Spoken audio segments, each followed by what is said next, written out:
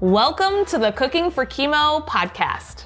I'm Chef Ryan Callahan, your host. And I'm the producer, Jessie Callahan. And the purpose of this podcast is to tackle the eating-related side effects of chemotherapy, and we will also discuss the practical, real-world solutions to make your food taste great again.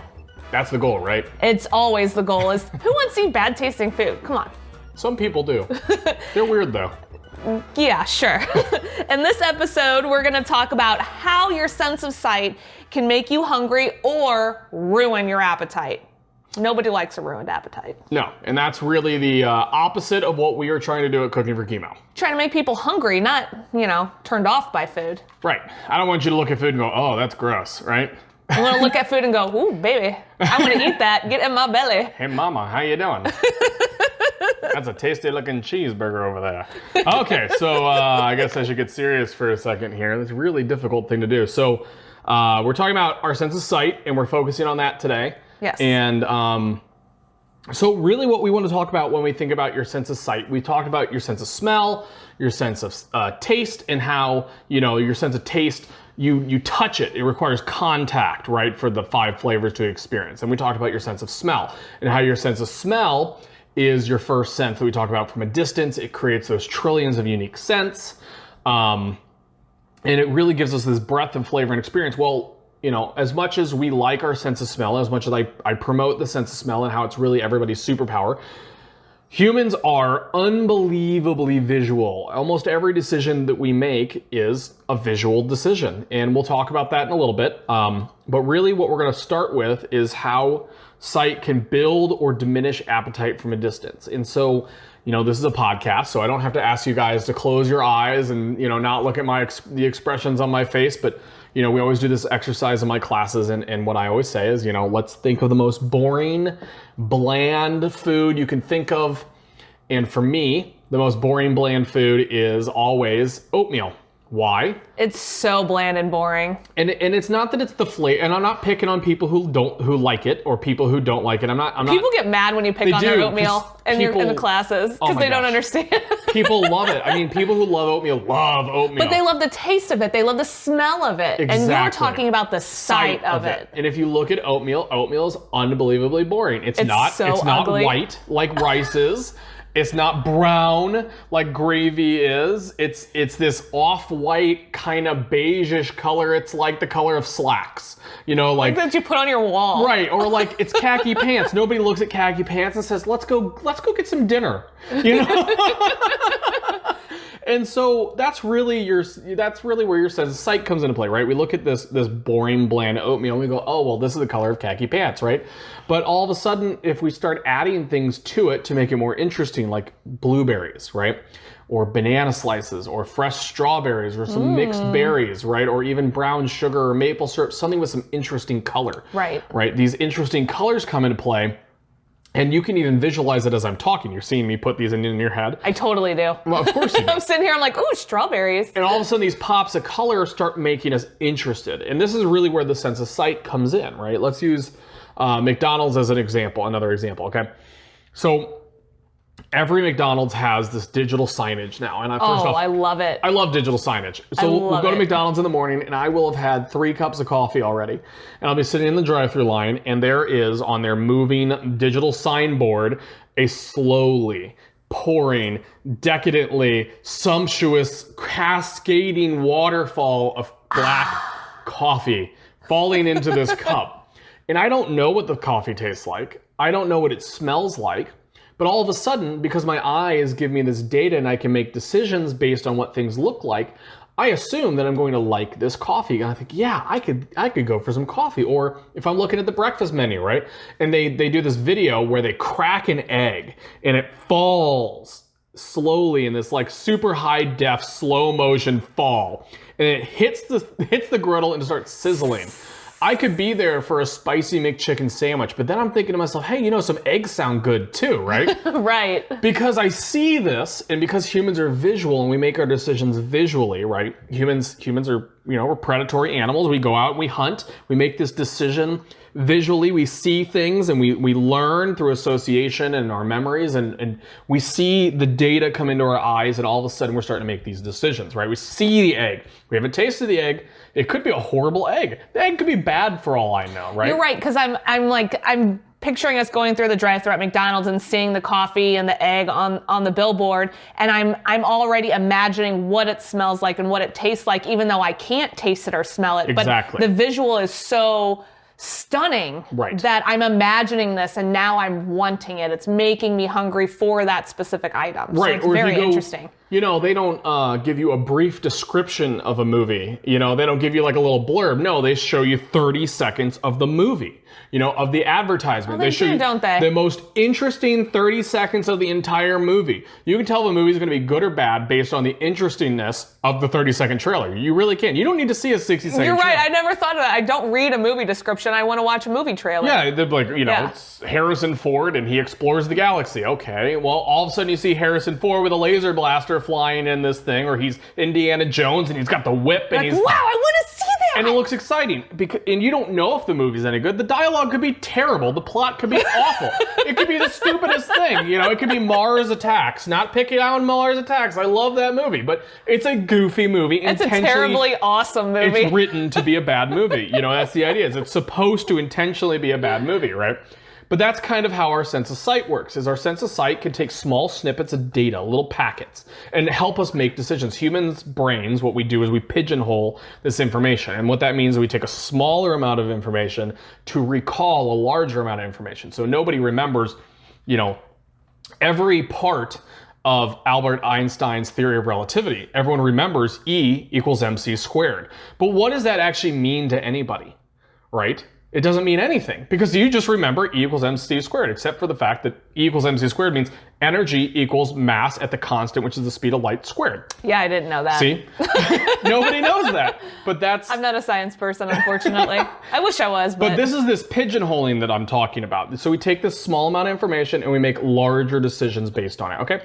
So this is where we get into this idea of bold and bland colors. So how do we use this information to build an appetite, right? Because that's what it's all about. Right. So we talked about oatmeal, and we talked about how you've got these big, bold colors, this reds, the blues, the greens, the yellows, so on and so forth. All of a sudden they're exciting, right? Look at fast food signage.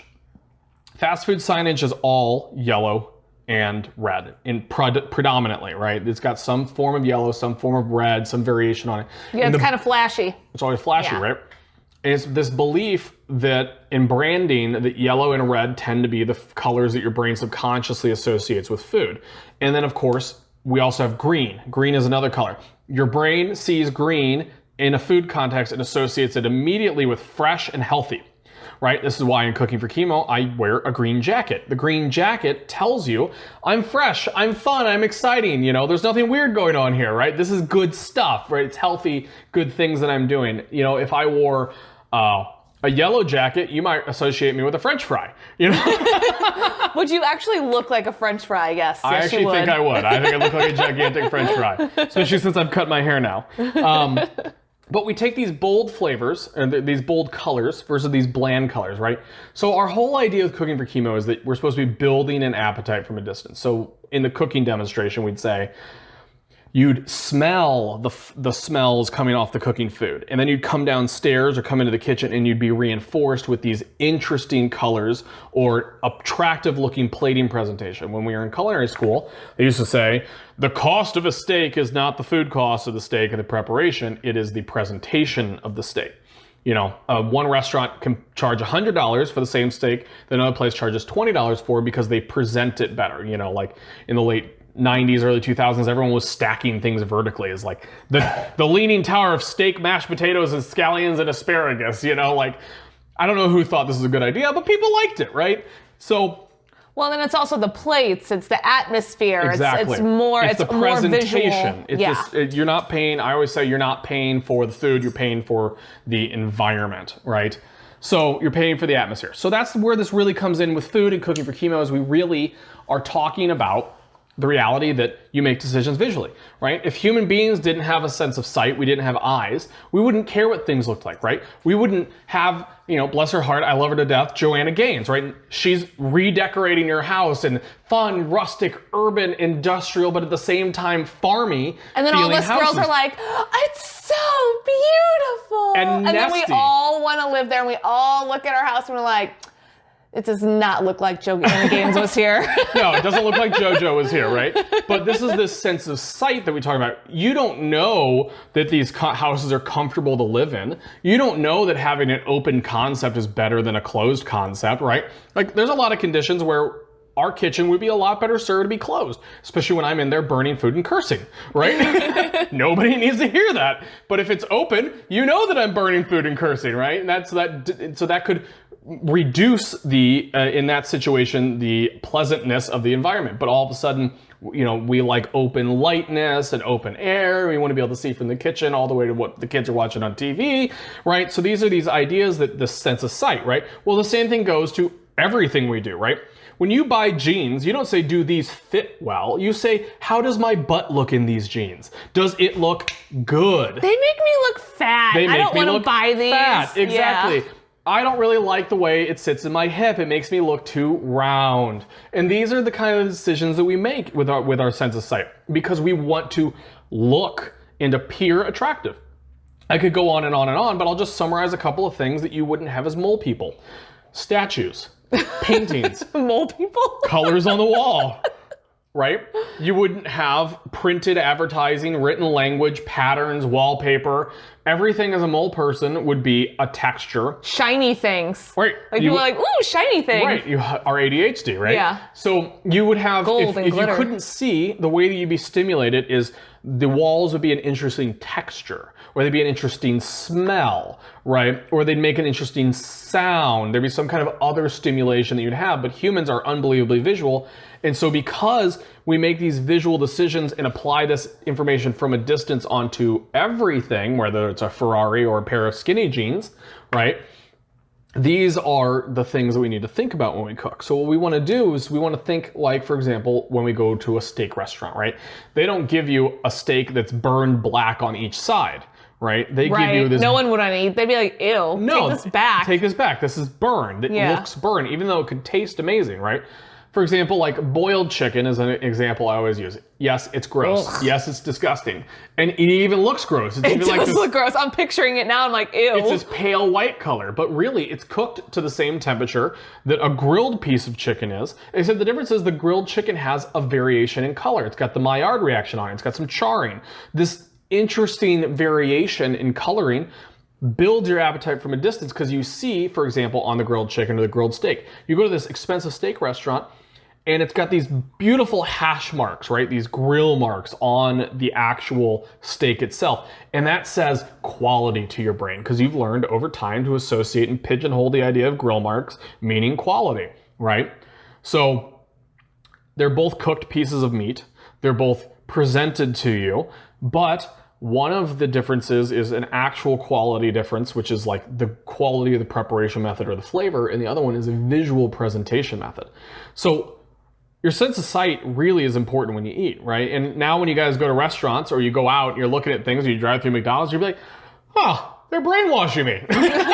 So what are some things that people that are going through chemo can take into consideration and think about, or their caregivers, when they're presenting the food to themselves or to their family or loved one? So what are some things they could do? So the advice I always give is make things interesting, right? So whether that is Visually, make them visually interesting. So you want it to smell good, but you also want it to look good, right? yeah. For example, that cheesy grits that I make, it looks really not interesting. But if you put a little bit of something on it, like some shrimp on top, because we put some peas in it the other day, and it was because it was bright green. It was so good. And a little bit of mushrooms, right? And all of a sudden you've got this really interesting thing. And so what we want to do is we want to add things to our dishes. Like for example, if we're making chicken and dumplings, right? You got the cream sauce, you got the chicken, you got the dumplings. They're not super interesting. But if we add red onions instead of white onions, you've got this pop of purple. If you add peas to it, you've got this pop. If you use big baby carrots, you've got this big pop of orange into it, right? And you've got these big pieces of celery as well, or even small pieces of celery. Now you've got purple, orange, green, and every other color that you could possibly imagine. You're right, it makes it exciting now because I'm like picturing it as you're talking about it. Yeah. Picture a caprese salad. You've got the bright red tomatoes, the bright green basil, and the white. If everything was just white, it'd be uninteresting. If everything was just red, it'd be uninteresting. If everything was just green, it's uninteresting. But our brains see this variety and we get really excited about it just simply by nature, and that's just how we are. So if you add this, so the easiest way is by adding fruits and veggies to all of our food, and everyone in the world cheers because you're eating more fruits and veggies, right? Because they're good for you. Well, we want to make sure they're cooked. That's the first thing there because it's easier to digest, kills any bacteria on there, but also those colors get more intense when foods are cooked as well. So whenever we're cooking food, we want to think, how can I add more fruits, veggies, other colors to it? So if you're making potatoes, for example, like mashed potatoes, consider using red potatoes and leaving the skin on. All of a sudden you've got these big flecks of purple. Or if you're using yellow potatoes, leave the skin on, right? And even with russet potatoes, leave not all the skin on, but just a little bit for that flecks of dark brown in there, because it creates a more interesting visual presentation. Yeah. And it gives it the depth, exactly. Yeah. And so that would be my advice on how to apply that, as well as the entirety of basically your sense of sight when it comes into cooking and eating. Okay, well, let's jump into our email then. We got an email from Vicky, and she has a question, and you kind of touched on it, but I want you to go a little bit more in depth. Sure. So she asks, how do I work in more fresh veggies in my meals when I can't eat them during treatment without getting sick? Okay, so it's kind of a vague question because sick could mean a lot of different things. It could mean nauseous, it could mean diarrhea, it could mean a lot of different things, right? Or dizzy or whatever. Let's just say it's any of those. It's any of those. So the number one thing here is that on chemo, especially if you are like in really intense chemo, and of course you want to talk to your oncologist and you want to talk to your dietitian about this before you go any further on any of this kind of advice. But what I would do is I'd cook everything, because there's wild yeast, wild bacteria, and all these other things. And what chemotherapy does is very often, in most chemotherapies, you have a suppressed immune system effect. Right. And what happens is you get these wild yeast, this wild bacteria that your body can't necessarily handle at that point in time, and it can cause you to be nauseous, or it can cause you to, get diarrhea or any of those other not nice things. But by cooking those things, it'll kill all of those off, and cooking actually makes it easier for your body to digest food and extract nutrients from the food. And that's the whole reason we cook food. Well, and you'll still get the bright colors. Correct. In the cooked veggies, like cooked carrots, they're still orange. Mm-hmm. Cooked peas, they're still green. They're actually more intense in color, actually. Cooked peas, until you overcook them, are actually a brighter, Don't overcook your more peas. intense green. And carrots, when they are properly cooked, are a almost fluorescent colored orange, unless you get purple carrots. But when they're cooked properly, the orange carrots are a much more intense orange. And when they're overcooked, they start turning a brown orange. So start dulling. Yeah. I guess you learned that from experience in cooking school. Yes, it's I always say that failure is the foundation of all learning. You have to learn how, I always have to learn how not to do it so that I can learn how to do it. That's some good advice. Well, that's all for this episode of the Cooking for Chemo podcast. Remember, you can get all of this information and more on our website, cookingforchemo.org, along with our award-winning cookbook, Cooking for Chemo and After. I'm Jessie Callahan. And I'm Chef Ryan Callahan. Thanks for listening.